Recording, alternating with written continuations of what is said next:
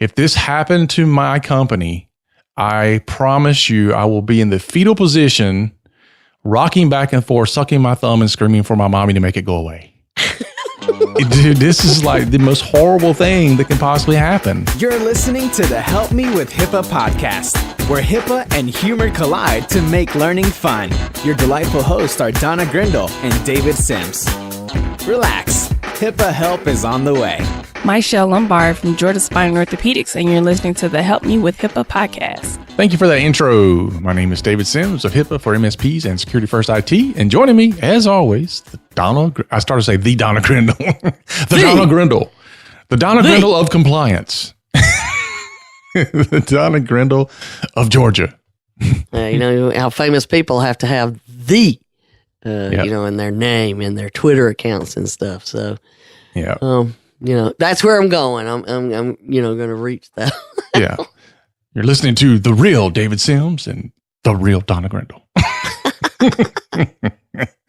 All righty. So we're already off the rails here. Yeah, it's a good day already. Yep. So today's episode, we're going to give you 3 million reasons that IT must be audited. As if you didn't need anything else on your plate to do. Well, you can allow them to somewhat self-audit. You don't have to understand it, but they have to get over this. I don't need to do the paperwork. I know what I'm doing. Yeah. And that's what we're going to talk about. Yep. We're going to talk about some scary stuff. Maybe this is the February scary stories. Because I can tell you now, we're going to get to a point where David may start crying. He's so scared. I know, dude. It might get bad. Yeah. So I know everybody's eager to hear that part. Mm-hmm. I may have to call a crisis counselor after this episode. And he's not kidding. Yeah. All right. So before we get into my weeping and gnashing of teeth, where are you going to be? Well, we just added in a moment with the North Georgia AAPC chapter. A nice little presentation with them. And I didn't write down the date. I think it's March 6th, I want to say. Anyhow, what are you going to do when you're me? You just hopefully show up. This is why we've hired a project manager, so that I know when to show up, people. So, and then the other big thing is in April, the beginning of April, be down in Savannah, April 7th through the 10th, doing a 4-hour workshop with the Society of OMS Administrators. Mm-hmm. How about that? Looking forward to that one. That'll be very, very interesting. Mm-hmm. We're going to do a deep dive into the hiccup. The hiccup. The hic-pee. The hiccup. I don't know. We got to come up with a name. Because you can't, that's too long. But the most important thing is between those two, I will be doing the HIPAA boot camp with the David Sims and the Donna Grindle and the rest of the Curtin team. So those of you, this is probably the last release we'll have before the early bird ends in February. Mm-hmm. We are also, we haven't even told you this, David, but we are applying with the Compliance Certification Board to get CEU credits for the boot camp. Oh, nice. Yeah, I know. Really surprised. And you can see how much David has to work on this stuff. So look at him. But when we make our application, it'll cover both of them. Hopefully we think we got a pretty good thing going that they would approve it, but you never know. This is not for us to decide, but we are making the application for both the March 20th, 21st, and 22nd, and May 15th, 16th, 17th. It will likely be, last minute that we'll get it for sure before February, because these things are not easy and they do take time. So we would definitely know by May. Either way, you could still submit the information from the boot camp for third-party CEUs. As far as I know, no one has ever been turned down. All right, cool. There you go. So get out there. your time is running out for the early bird pricing. And let us know if you have any questions. Reach out to us at contact@. And we have picked up some more people telling us that they are interested in having us come out to the West Coast in the fall. Basically, we need about, 15, 20 people telling us they'll be there with us so that, otherwise it's just a vacation for us. We get out there and there's not enough people to hold it. Oh, that'd be bad. We need you to vote with your credit card. That's right. If we can get enough interest, then we'll set something up and work out a plan. Sweet. So, yes. Anyhow, let's get on to what it is we're here to talk about. 3 million reasons IT must be audited. Woo-wee. All righty. So OCR got to toot its own horn here this week, actually, yesterday, as you were looking at what we're going to talk about today. All of a sudden, inbox starts rattling and going off, and it's like, oh, check it out. But not only did they announce that they had another settlement that happened in December that we didn't hear about because I don't know why. We'll talk about that. But they also recapped that they had a record-setting year in 2018, and that the last settlement is a $3 million settlement. Hence, 3 million reasons. 3 million reasons. Yeah, this is crazy. And we'll get into it. It's just too much.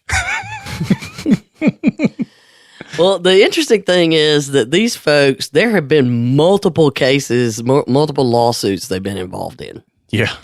And, stuff that we followed, obviously, they're, the state's attorneys general, we know that they're getting involved in all of these now. And so they already settled with the California Attorney General's office. And, that was a couple $1 million, stroke that check. Then they try to file their, I think they had like $4 million coverage for these kind of things. So they filed for their $4 million from their insurance, and the insurance company sued them and said, you lied on your application. Yeah. People might want to, consider that. Warning. And we see that a lot. People say, yeah, we did this, and no, they didn't. Yeah. And, this was before, because this goes back to things that happened in 2013, 2014, 2015, 2016. It's a new world today. Everything's changed since then, because this all happened before ransomware attacks became huge, before the Dark Overlord, before, a long list of other things happened. So, that who knows how that's going to work out, because I know the insurance carriers learned a lot. Mm-hmm. And then, of course, you had the class action lawsuits that involved both the breaches, and they settled those. And I guess they just settled everything to the point that all they had left was OCR, or maybe not. I don't know. But the bottom line is, OCR generally gets the last bite, and they still got $3 million in their settlement, which is more than I think all the others were. Mm-hmm. Each one of those were $2.5 million, something like that. I don't know. Maybe the class action was bigger, because I think depending on how many were involved, it's like if every single person actually filed to get their class action money, they would have made like $116 each. Woohoo, maybe a little less. Yeah. But, it was a big number when you read about it until you get your check, and not so much. Yeah, it was a $2 million settlement. So, needless to say, OCR got the biggest chunk. But I did love that the information that we learned from California and a lot of these others we'll get into, because we did get a lot more news out of them. Right. But we're going to learn how we could avoid making the same mistakes as Cottage Health did. And you always love to hear Severino's quote. Mm-hmm. So here it is. Hit it, David. Here it is. So Severino says, our record year underscores the need for covered entities to be proactive about data security if they want to avoid being on the wrong end of an enforcement action. The cottage settlement reminds us that information security is a dynamic process, and the risk to EPHI may arise before, during, and after implementation covered entity makes system changes. Yeah, that didn't make sense there at the end, but hey, I kept the quote. Yeah. So let's get into why they're talking about IT, why we're talking about IT, right? So the what had happened was section on December 2nd, 2013 and December 1st, 2015, Cottage Health notifies OCR that they've had data breaches. Mm-hmm. And then July 2014, they actually had to up the number of individuals involved in the first one. So they had a total of, let's round up to 51,000 people in the first breach and 11,600 in the second breach. Mm-hmm. Nice round number that way. So we're not talking about a few people. Mm-mm. Right. But you got two breaches almost exactly. They notified almost exactly 2 years apart, December 2nd and then December 1st. Yeah. Merry Christmas. All right. So the first one came from the removal of electronic security protections from one of their servers by a contractor. Ouch. And as a result, information was available to anyone outside with access to its server and the ability to download files without a username and a password. Mm-hmm. Boom. So we're assuming it's a business associate, right? It says a contractor. We're going to hope they are, right? And then the second one goes back to an employee activating the wrong website on a SQL server. As a result, then you had the 11,600 individuals accessible on the internet. Mm-hmm. Because, it was just a default. These are both IT failures in configuring devices and systems. Yep. And you get a lot more detail in some of these other articles. Particularly, you wonder what the OCR potential number would have been when, we haven't tried to calculate that in a long time. $3 million is a drop in the bucket to what they could have gotten out of them, Mm-hmm. because they listed that the AG in California, if they had gone for the whole enchilada, gotten to the end because they knew they could prove it, clearly, $275 million they could have gotten out of them. Ouch. So if California could have gotten that, you got to wonder what the OCR could have gotten out of it Mm-hmm. to get $3 million. Anyhow, according to what they filed in the complaint in the civil case, said that surgical records is what was involved, and the date of the services went from 2011 to 2013. So it wasn't, it's that 2 years worth of information was exposed. Wow. And then it was, as they say, Google accessed the information hundreds of times, meaning it was getting indexed by Google. Yeah. It wasn't like Google was out there maliciously attacking them. They got some good search engine results. I know, right? But it's just like everything else. And, this is where people don't get it, is that you are clueless that you've got a problem. And then here's somebody in Arizona searching for themselves on Google, and they find their medical records are available in December 2013. Yeah, that's a bad day. Yeah. So they found that they were running outdated software, failing to apply software patches, not resetting default configurations, not using strong passwords, failing to limit access to sensitive PII, failing to conduct regular risk assessments, among other things. Yeah.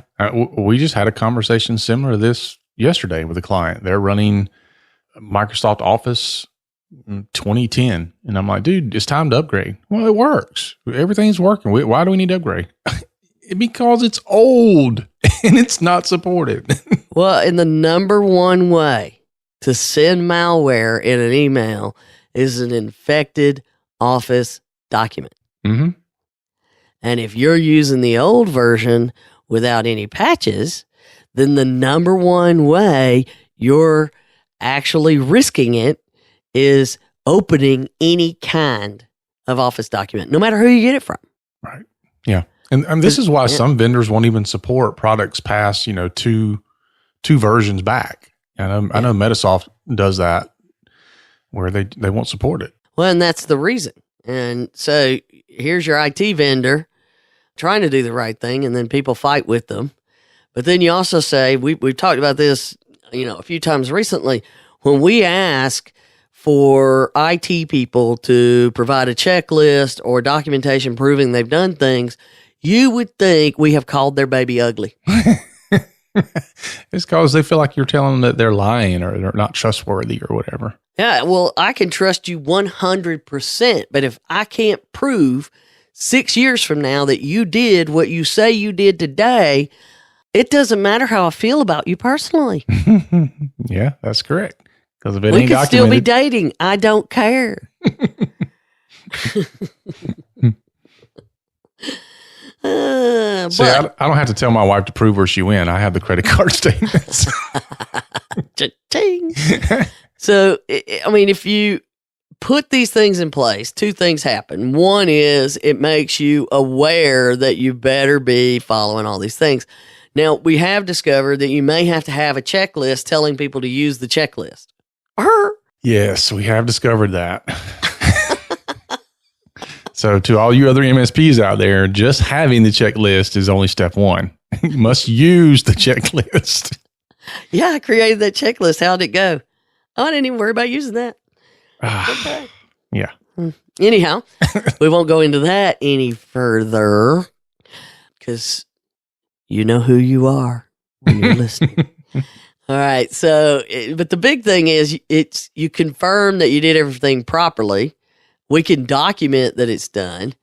And you know what? Having people sign their name and date and time saying they did something, it makes them pay a little bit more attention to make sure that they did everything they were supposed to do, or at least you would hope that it does.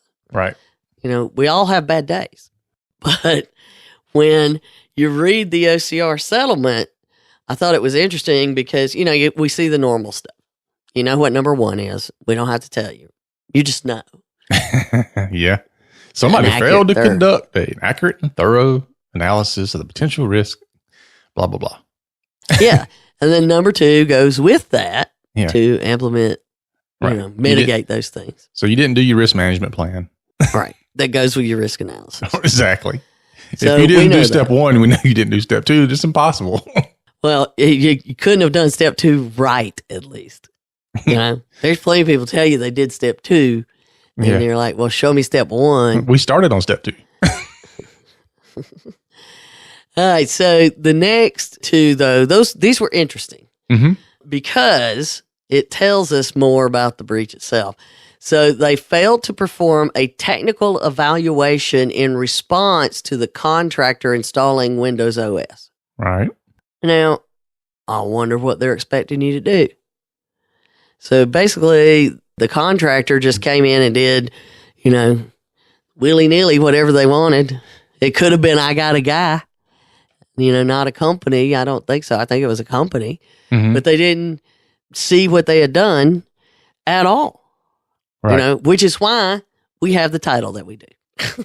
Yeah. And we tell people all the time, anytime your environment changes, then you need to evaluate that. Whether you do it internally or you have a third party come in and do some work, you still need to evaluate how your environment changed and how that impacts protecting your privacy and security. Well, there you have it. Anytime that the IT folks give us a hard time, David, we just need to put that up there. Failed to perform a technical evaluation in response to contractor installing Windows. Mm-hmm. If I need to make sure that you've thought that through and done everything when you just install Windows updates, I should do it when you put in a new firewall. Right. Because if OCR says you need to prove to me that there was a technical evaluation, well, how are you going to do that? Wait. Oh, well, we've got the documentation. Yes, the invoice. Yeah. And then the second part kind of goes with the last couple we had, but this was a little different because they failed to obtain satisfactory assurance from a particular contractor, just one. They didn't get a BAA from a contractor that the contractor would appropriately safeguard EPHI that the contractor maintained on behalf of Cottage Health. Which is, okay, it is not that they had an overall problem, business associate agreements. They had a problem getting the IT people to sign a BAA. Yeah. So if you listen to last week's episode, you know. Yeah, they didn't even have a minimum service provider. So exactly. I mean, we don't know all of that. So, don't call us up and give us a hard time. We're saying we don't know. We're saying what could be the case. And, so this is why we want checks and balances. That's right. This is it. That's the only reason, is that when somebody makes a human mistake, hopefully the documentation that they have to do will make them catch it. It certainly made me catch things. Oh, yeah. Where I make, okay, we're having trouble getting this communication to go through our new, we got a brand new firewall. We've added all these really cool security features, but this one connection is having trouble, going through. And you do all kinds of stuff to test it, and you might do it 2 or 3 times because you got to get somebody on the other end to work with you, and you forget that you turned something off. Yeah, like the firewall. Well, or at least, opened up, a range of IPs, or whatever. But you forget that you did something when you were testing to solve that problem, and you didn't undo this opening you created. Yeah. And honestly, if you ask your IT person, whether they're internal IT or external, if they're baffling you with geek speak, honestly, if they can't break it down to you in a way you can understand it to some degree, then they either they're maybe I shouldn't say that. Either they cannot effectively communicate with you, or they're hiding something. It's possible, yeah. So, but just, look, IT people don't do very well communicating sometimes. I get it. But they should not get bent out of shape when you say, okay, I understand that you installed Windows. Did you take security into consideration? And if so, how did you do that? Yeah. It shouldn't be a bunch of geek speak. Right. And where's my documentation? Yeah. And give me your documentation, because I need to have it so that if and when something happens, I can pull that up and say, look, we did it. See, so if you're an MSP, you need to understand we need these checks and balances. Please, we don't need the pushback. We need the protection. Yep. And if you feel like you can't even ask them because they get upset, you're not doing a service to yourself or your clients. Yeah. And just saying, look, we've used the same IT guy for years and I trust him. I get it. You trust him. So what? Where's the documentation? Yeah.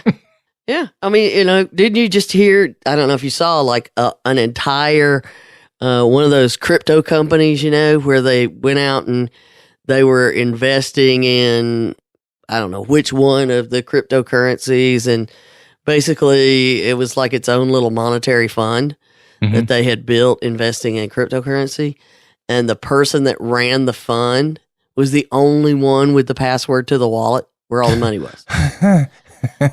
And he just dropped dead one day. And it's never good. No, this is recent. Clearly everybody trusted him. Of course. But now they're trying to figure out what they're going to do, because there was no contingency plan. And you just don't know. You don't know. There's just no way to know. So putting unlimited trust in an individual or even in a company without protecting your future need to prove that you did trust them, but also that they did the work. So trust but verify. So, yes. Now we're going to dig in to, as we're talking about this and how important it is for these IT technology vendors to do the right thing and do all this stuff. It could be that they even had somebody that didn't even understand HIPAA in the first place because they didn't have a BAA. There's a good chance they had no understanding. Mm-hmm. So, that's scary as it is. But then when you have ones that really do have an understanding and they use all of the high-end solutions and they worry about all of the things that you need to worry about, where we would say, yeah, they're on top of it. Mm-hmm. And then you read something like David did this morning on Reddit. So I'm just going to let you enjoy this moment as you hear him almost throw up as he's saying it. Yeah, I'm still trying to come to terms with this. So we've talked before on the podcast about MSPs being targeted. I mean, the FBI's put out something. I think DHS put out something about it. And so in every industry, you hear these stories about things that happen and you're like, okay, yeah, sure. I know it's happening somewhere to somebody, possibly. But you have to be careful not to fall into the "it won't happen to me" thing. So as I'm reading through Reddit this morning, I run across an article that came out a day or two ago. It says a local MSP, which is a managed service provider, IT company, got hacked and all clients were crypto locked. So the short version of the story is that somebody somehow hacked the MSP. MSP has about 80 clients, and they were able to crypto lock every single endpoint of every client. All 80 clients had every computer, every server, everything completely locked down, which scares the ever-loving mess out of me. And so initially, as I'm reading this, I'm like, dude, I feel sorry for this guy. He probably should have had better security. But as I read further, come to find out, this company, and I don't have a ton of details about what happened, but from what I can tell, the company, whoever the MSP is, was using really, really good security, really good next generation antivirus and multi-factor authentication, all these things that we preach on the podcast. This company seems like they were doing everything right in the security arena, but it still happened to them. And from what I'm understanding, what happened was part of a plug-in between two different platforms, and the plug-in was outdated. And because of that, it was able to be used against them so they could get in to their systems and do the damage. And it just, it's kind of a part of your business you don't really look at. It's kind of a set it and forget it type integration, and somebody took advantage of it. Scares the mess out of me. I can't tell you. If this happened to my company, I promise you I will be in the fetal position, rocking back and forth, sucking my thumb and screaming for my mommy to make it go away. Dude, this is like the most horrible thing that can possibly happen. Yeah.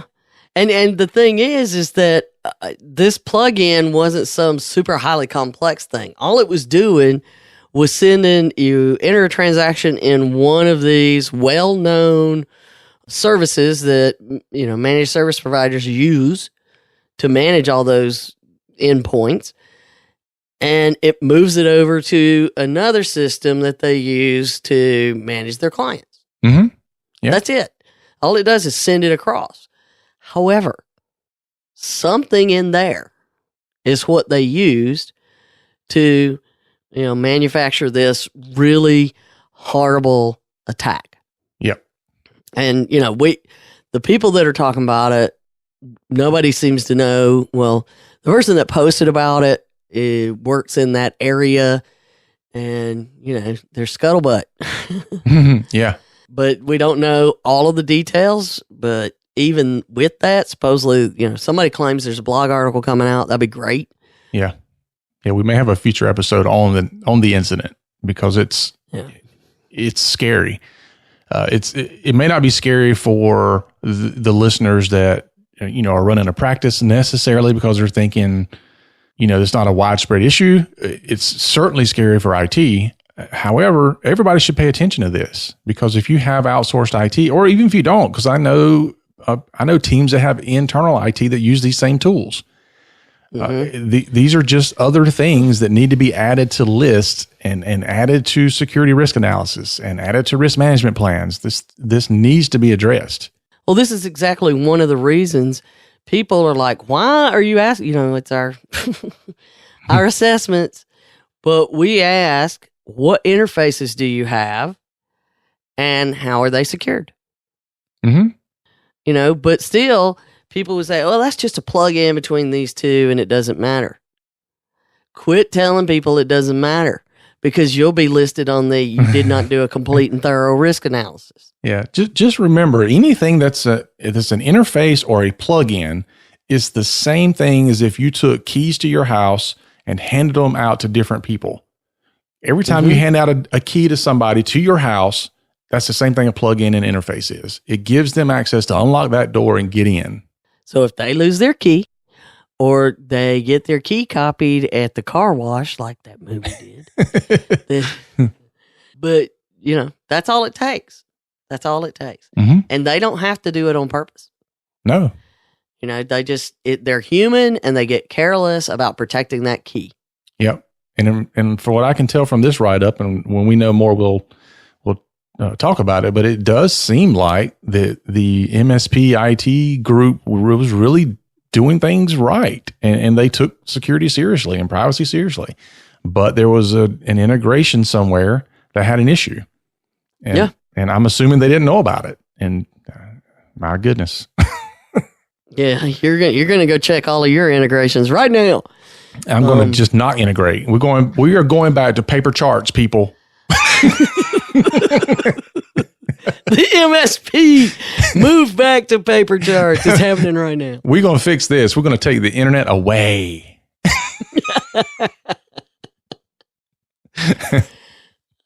We finally pushed David to that edge. But this is just another example of why we try to get these MSPs to understand you don't just, sign up for a service and you got HIPAA covered. Oh my goodness. Don't get me going on that. That was last week. You got to rant last week. You made me have a flashback. All right. So, but the one last piece from the settlement is, they always say that they have agreed to a robust corrective action plan. Yeah. The cap is always robust these days. But most of them, as far as I know, the ones we've been tracking, they've all been 1 or 2 years. Yeah. I was a little surprised to see that this one was 3 years. Yeah. You're basically saying we're putting you on a 3-year probation. Yeah. Yes. Somebody didn't do something right. They made somebody mad. Well, when you look at it and you say, okay, so the California Attorney General says from the evidence, you really were bad. The insurance carrier says from the evidence, you lied about what you were doing, which, by the way, the court ruling went in favor of Cottage Health, but not saying that they didn't lie. It was just saying the insurance company couldn't come back based on their contract. And then OCR saying, the evidence is so it's pretty clear that that their security was more of an afterthought. Mm-hmm. They didn't put security first. Okay, so there's our 3 million times of this settlement. You need to audit and pay attention to what your tech staff's doing, whether they're in-house or outsourced. Ask questions, get regular documentation, and if they give you pushback, you just write down, help me with HIPAA episode 191. There you go. And you just have them listen. And if they still give you stuff, then it's time for you to, look for somebody else. I don't care how much you trust them. You shouldn't be trusting them. Yeah. So, in fact, you're not doing it because you don't trust them. You're doing it because they're only human, which then gives me another 80s flashback. Yep. The Human League. Yes. I'm only human. So I'm linking to the vid because that was like playing in my head because I kept saying they're only humanism, right? So I had to go find it. And of course, other people are like, there's some recent remakes of the song being mixed and done a lot of ways. And everybody's like, this is such a cool song. Who found it? But had to get the real one where, the fashion, the hair, the earrings, just everything. It's the 80s, baby. It's the 80s. It was the early years of video. And yeah, back when MTV played videos. Yeah, right. Yeah, when you just, I shouldn't go into what we did when we were that age. Yeah, let's not. Yeah. So, but I'm only human after all. And I need to accept that as an IT person, and you need to make sure that your IT people accept it. Right. Yeah. I always remember there's 3 things you have to look at. It's technology, the processes, and the people. All 3. Takes it all. It all. So. Well, there you go. Unless you got something else to add besides share us out with one more person. Share us out. That's our call to action every time. Share it out to somebody, put it on your favorite social media site. Also, if you want to do the part of the intro at the beginning of the podcast, you can head on over to helpmewithhippa.com and scroll down and leave your voice message, and we'll see about putting you at the front of the podcast, and you'll be rich and famous, and all your dreams will come true. Just like we are. Yeah, exactly. And if you didn't like today's podcast, make sure you apply for double your money back. We have a guarantee now. Anyway, for Donna and myself, remember that HIPAA is not about compliance. It's about patient care. You've been listening to the Help Me with HIPAA podcast, hosted by Donna Grindle and David Sims. The show created to help you with HIPAA. For more information or to ask us a question, visit our website at helpmewithhipaa.com. Neither Donna Grindle or David Sims are attorneys, and they do not offer binding legal advice concerning regulatory compliance. The information in this podcast should not be relied upon or construed as legal advice in any way. Consult your attorney for legal advice concerning compliance with HIPAA regulations.